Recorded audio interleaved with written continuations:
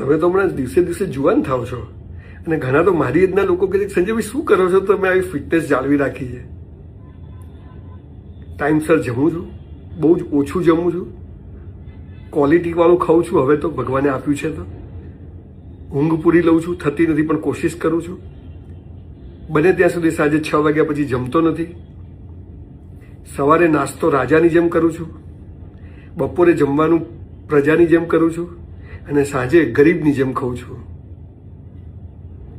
મહિનામાં 20 દિવસ કસરત કરું છું અને ખુશ રહું છું. પરિસ્થિતિ પ્રોબ્લેમ તો મારે કંઈ ઓછા નથી.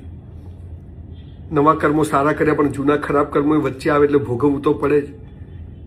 પણ આ બધાની વચ્ચે એક જ છે કે હું જીવું છું, ખુશ છું, એટલે સ્ટ્રેસ લેતો નથી. આવે છે, ઘણો બધો આવે છે પણ લેતો નથી. કોઈ ગાળ આપે આપણે લઈએ જ નહીં, શું લાગે એના જેવું. માટે આપને બી કહું છું, નવા વર્ષમાં 2026માં હેલ્ધી રહીએ, મસ્ત રહીએ અને ગમે તેવા કપડાં પહેરીએ તો આપણને મજા આવે એવું આપણું ફિટ શરીર હોય અને પછી તમે જુઓ કેવી મજા છે. બાકી મુસીબતો, તકલીફો, જિંદગીભર જવાબદારીઓ, જિંદગીભર સાથ આપવાની છે. જવાબદારીઓ આખી જિંદગી ચોંટેલી જ છે પણ એ બધાની વચ્ચે જીવી લો જેટલું જીવાય એટલું. જે ગમે તે કરો, જે પેશન હોય, જે ખુશી મળતી હોય એ વસ્તુ કરો. ભલે રૂટીન કામ બગડે પણ કરો. ખુશ રહેશો. ક્યારે 60 વર્ષ થઈ ગયા ખબર જ ના પડી.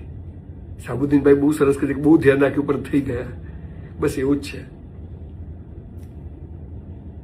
આપણે જીવંત છીએ એ જ એક સૌથી મોટી ઉપલબ્ધિ છે જીવનની.